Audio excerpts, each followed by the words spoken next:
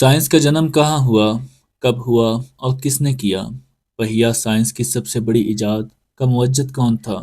سب سے پہلے آگ کس نے جلائی تھی؟ ہندسے کس نے بنائے؟ صفر، جمع، تفریق، ضرب اور تقسیم کی دریافت کس نے کی؟ تاریخ داں کا جنم سائنس داں کے بہت بعد ہوا۔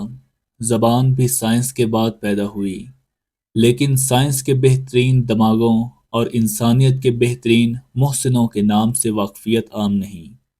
آج سائنس نے اتھاہ سمندر کی جو شکل اختیار کی ہے، اس میں ہر ملک کی حیثیت زمانے کے ندی نالے کی سی ہے، مگر جب مرکزی لہر کے مرکز کی طرف بڑھنا شروع کریں تو یونانی علم کا سرچشمہ نمایاں نظر آتا ہے۔ ہندوستان میں بھی کئی ارسطو اور ارشمیدس پیدا ہوئے۔ عرب نے سقراط کے ہم پلہ فلاسفروں کو جنم دیا ہوگا۔ چین اور مصر کی پرانی تہذیبوں کے کھنڈرات بھی اس زمانہ کی سائنس اور سائنسدانوں کے کارناموں کی منہ بولتی تصویریں ہیں۔ مگر جس مغربی سائنس کا آج ہم مطالعہ کرتے ہیں، اس کا براہ راست رشتہ صرف یونان کے ارسطو سے ہی ملتا ہے۔ سائنس کا وجود ارسطو سے پہلے بھی کسی نہ کسی شکل میں موجود تھا، مگر اسے توہم پرستی اور مذہب سے الگ ایک باقاعدہ علم کا درجہ حاصل نہ تھا۔ ارسطو کے بعد سائنس نے جو ترقی کی، اس کی راہوں کے کئی سنگ میل اس نے بنائے تھے۔ افلاطون کے شاگرد اور سکندر اعظم کے استاد کے طور پر ارسطو اپنی زندگی میں ہی یونانی تہذیب کے وسیع دائرے میں ممتاز ترین عالم شمار ہوتا تھا۔ اس کی پیدائش حضرت عیسیٰ علیہ السلام سے 384 سال پہلے مقدونیہ کے ایک شہر میں ہوئی۔ 18 سال کی عمر میں اس نے ایتھنز میں افلاطون کی شاگردی قبول کی۔ یونانی فلاسفر شاگرد کی ذہانت سے اتنا متاثر ہوا کہ اس نے اسے ذہانت کا مجسمہ قرار دیا۔ نوجوان طالب علم نے اپنی ساری آبائی دولت اپنے وقت کا سب سے بڑا کتب خانہ بنانے میں خرچ کر دی۔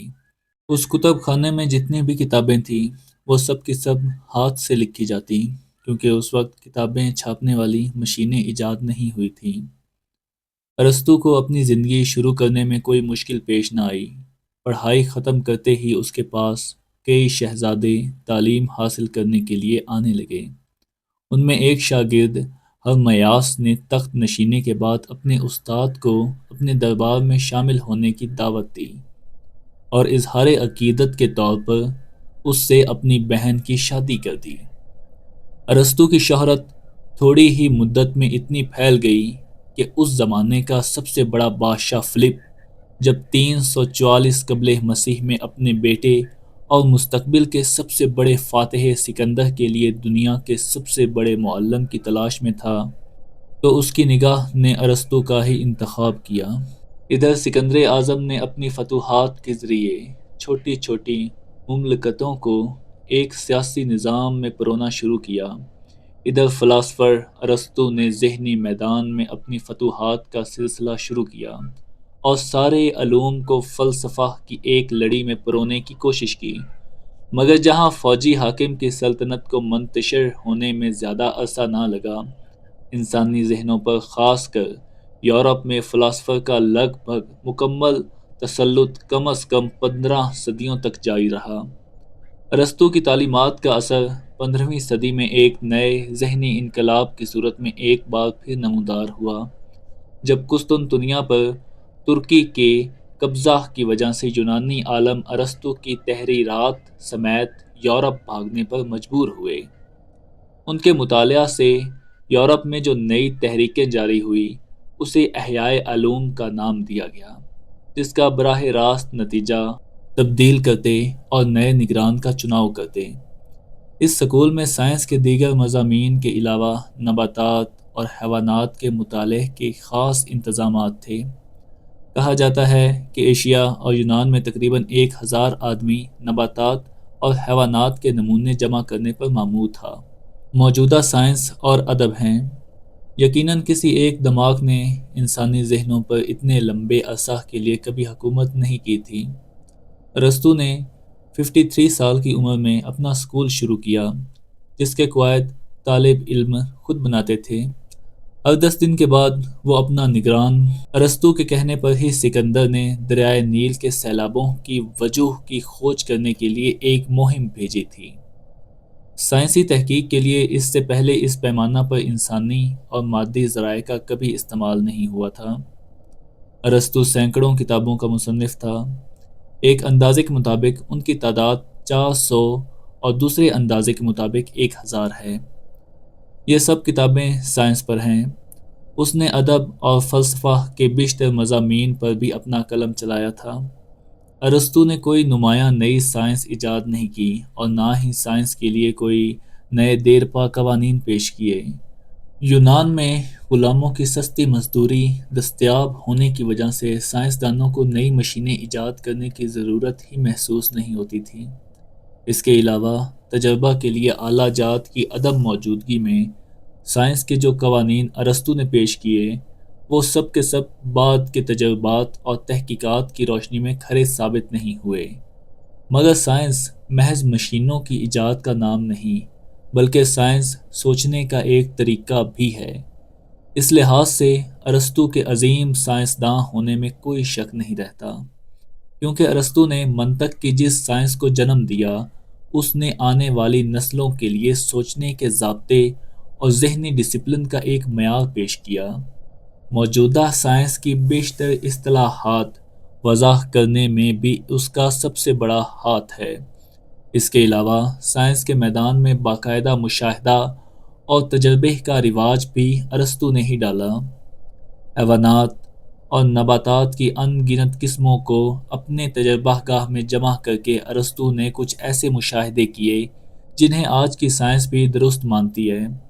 چنانچہ اس نے بے جان چیزوں سے لے کر جاندار مخلوق کی مختلف اقسام کو ایک ہی سلسلہ کی مختلف کڑیاں قرار دیا، جس نے جانوروں کو چیر پھاڑ کر کے ان کی اندرونی بناوٹ کا مطالعہ کیا۔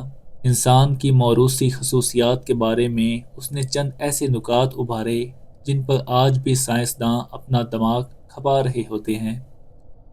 ارسطو کی عظمت کا یہ عالم تھا کہ اس کی غلط باتیں بھی صدیوں تک عقیدہ کے طور پر قبول کی گئیں۔ اس کی عظمت سائنس کی مزید ترقی کی راہ میں دیوار بن گئی۔ 1200 میں برونو کو اس لیے جلا دیا گیا کہ اس نے نظام شمسی کے بارے میں ارسطو کے خیالات کی تردید کی تھی۔ 40 سال بعد گلیلیو کو اس وجہ سے موت کے گھاٹ اتارنے کی دھمکی دی گئی کہ اس نے ارسطو کے اس قول سے اتفاق نہیں کیا تھا کہ زمین ساکن ہے اور سورج اس کے گرد گھومتا ہے۔ جب کیپلر نے 1209 میں یہ ثابت کرنا چاہا کہ آسمانی سیارے بیضوی راستوں پر گردش کرتے ہیں تو اسے بھی انتہائی مشکل پیش آئی، کیونکہ یونانی سائنسداں نے 2000 سال پہلے یہ کہہ دیا تھا کہ گردش کا راستہ گول دائروں میں ہے۔ اس طرح جب ارسطو نے دنیا کو آگ، پانی، ہوا اور مٹی کے 4 عناصر کا مجموعہ قرار دیا تو صدیوں تک اسے چیلنج کرنے کی کسی کو ہمت نہ پیش آئی۔ سائنس پر ایک شخصیت کی اتنی مضبوط گرفت سے گھبرا کر 13ویں صدی کے سائنسدان راجر بیکن نے اعلان کیا کہ اگر میرا بس چلے تو میں ارسطو کی سب کتابیں جلا دوں۔ مگر ارسطو کی طے شدہ روایات کے خلاف آواز اٹھانے پر حاکمان وقت نے اسے 14 برس کی قید تنہائی دی، جہاں اس نے سسک سسک کر اپنی جان دے دی۔ ارسطو یقیناً ایک عظیم سائنسدان تھا۔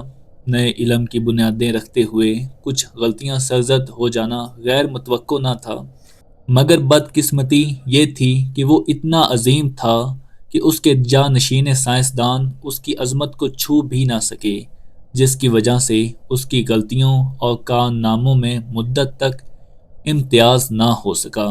یونان کا فلاسفر سائنسدان 62 برسوں کی کامیاب زندگی کے بعد حضرت عیسیٰ سے 322 برس پہلے وفات پا گیا۔ 1 سال پہلے سکندر اعظم کی موت ہو چکی تھی۔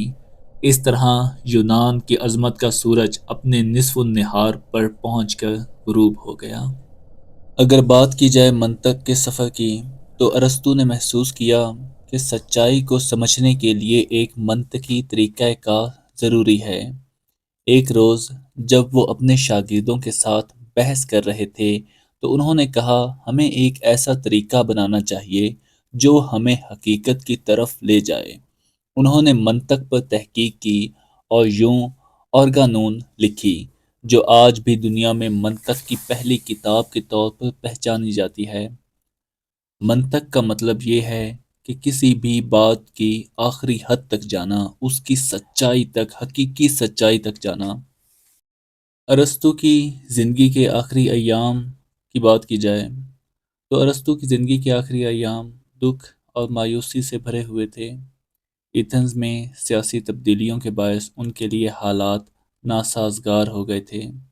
انہیں ایتھنز چھوڑنا پڑا اور وہ اپنی زندگی کے آخری لمحات میں اپنی بیوی اور دوستوں کے ساتھ پرسکون جگہ چلے گئے۔ جاتے وقت انہوں نے کہا میں ایتھنز کو دوسرا موقع نہیں دینا چاہتا۔ انہوں نے سقراط کو بھی مجبور کیا تھا۔ ان کی یہ بات ان کی دکھ اور فکری زندگی کی گہرائی کو ظاہر کرتی ہے، کیونکہ انہوں نے سچائی کو پہچان لیا تھا۔ سائنسدانوں سے بہت زیادہ غلطیاں سرزد ہوتی ہیں اور اس بات میں کوئی شک بھی نہیں، لیکن کسی سائنسدان کی اس قدر عظمت کو بڑھا دینا کہ اس کے غلط عقائد اور غلط نظریات کو بھی حقیقت کے سانچے میں ڈالتے ہوئے نئی بنیادوں اور نئی سچائیوں پر پانی پھیر دینا، یہ کسی جہالت سے کم نہیں، بلکہ جہالت سے کم نہیں تو غلط الفاظ ہیں، یہ بالکل سراسر ہی جہالت ہے۔ جیسا کہ بہت سارے سائنسدانوں کو اذیت کا سامنا کرنا پڑا، کئی سائنسدان ایسے بھی گزرے جن کو موت کا سامنا کرنا پڑا، جبکہ کئی ایسے سائنسدان تھے جنہیں مختلف سزائیں ہوئی، اور نہ جانے کتنے ہی ایسے سائنسدان ہوں گے جنہوں نے بہت ساری انوینشنز کی ہوں گی، بہت ساری ایجادات کی ہوں گی، جبکہ وہ یہ سوچ کر خاموش ہو گئے کہ یا پھر پیچھے ہٹ گئے کہ اگر انہوں نے کچھ بات کی یا پھر اپنے خیالات کا اظہار کیا تو انہیں بھی موت کا سامنا کرنا پڑے گا یا پھر مختلف اذیت ناک سزائیں۔ اس بات میں بھی کوئی شک نہیں کہ ارسطو نے بہت ساری سائنس کے لیے خدمات سر انجام دیں، جبکہ یہاں پر بات اس کی عظمت کی جا رہی ہے جو کہ بعد میں جاہل لوگوں نے کی، اور اس بات میں کوئی شک نہیں ہے کہ ارسطو کا نام سائنس کی بلند و بالا تحریروں میں آج بھی لکھا جاتا ہے۔